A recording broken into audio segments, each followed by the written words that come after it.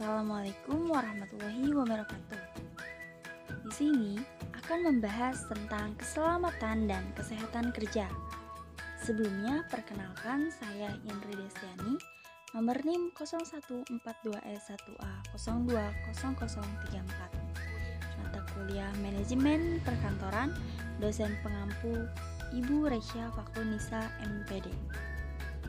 Baik, langsung saja. Di sini akan membahas tentang pengertian keselamatan dan kesehatan kerja, aturan keselamatan dan kesehatan kerja, peranan perusahaan dan karyawan dalam keselamatan dan kesehatan kerja, penyebab timbulnya kecelakaan kerja, prinsip pencegahan kecelakaan kerja, tanggung jawab dan keselamatan kerja, dan pengamanan keselamatan dan kesehatan kerja. Keselamatan dan kesehatan kerja. Apa itu keselamatan dan kesehatan kerja? Jadi, keselamatan dan kesehatan kerja adalah pengawasan terhadap orang, mesin, material, dan metode yang mencangkup lingkungan kerja agar pekerja atau pegawai tidak mengalami cedera. Yang termasuk kecelakaan kerja adalah: pertama, kecelakaan akibat langsung dari pekerjaan.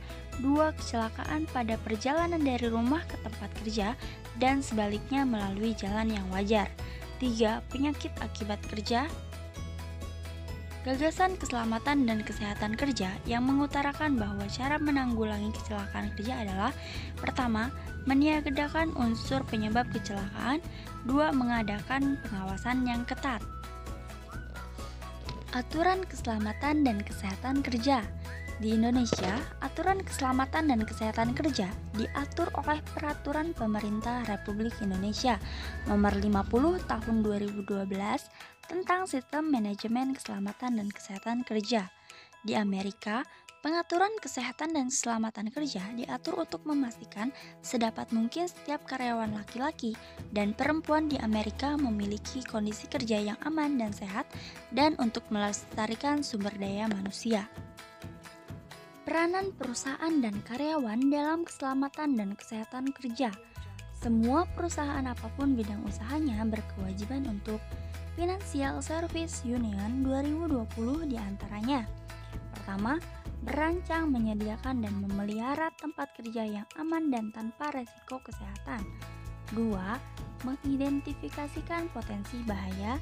Tiga, menerapkan langkah-langkah untuk mengurangi resiko bullying dan harassment. Empat, memastikan fasilitas ventilasi, suhu, penerangan, toilet, cuci, dan istirahat memenuhi standar kesehatan, keselamatan, dan kesejahteraan sesuai ketentuan lembaga yang berwenang. 5. Mengatur rencana kontingensi untuk mengatasi hal darurat, termasuk evakuasi tempat kerja. 6. Menyediakan fasilitas pertolongan pertama yang memadai. 7. Menyediakan pakaian pelindung jika diperlukan dan tanda peringatan yang memadai. Penyebab timbulnya kecelakaan kerja ada 3, yaitu: pertama, faktor lingkungan. 2. Faktor manusia. Dan yang terakhir, faktor mesin atau alat. Prinsip pencegahan kecelakaan kerja. Pertama, pencegahan kecelakaan merupakan bagian yang penting dalam kegiatan pengawasan. 2. Perlu adanya kerjasama antar pihak manajemen, supervisor, dan pekerja dalam pencegahan kecelakaan kerja. 3. Adanya bimbingan dari top manajemen. 4. Top manajemen menetapkan kebijaksanaan keselamatan kerja bersama organisasi dan petugas keselamatan kerja. Terakhir, metode kerja yang mengandung manual keselamatan kerja harus diterapkan. Tanggung jawab dan keselamatan kerja ada 3. Yang pertama, pihak manajemen bertanggung jawab dalam hal memberikan bimbingan untuk pencegahan kecelakaan, keyakinan bawahan tentang pentingnya keselamatan kerja, meyakinkan bawahan tentang informasi yang merupakan kepentingan karyawan juga. Terakhir, memajukan minat yang tetap dalam kondisi kerja yang aman. 2. Supervisor bertanggung jawab dalam hal memperhatikan kondisi kerja yang aman, mempunyai inisiatif tentang langkah perbaikan keselamatan kerja dan memberikan laporan, meyakinkan pekerja Mengikuti cara kerja yang aman sesuai dengan aturan keselamatan kerja, mendorong dan menimbulkan minat pekerja terhadap kesejahteraan kerja. 3. Pekerja bertanggung jawab dalam hal kesiapan dan minat untuk mempelajari diri dengan cara yang aman.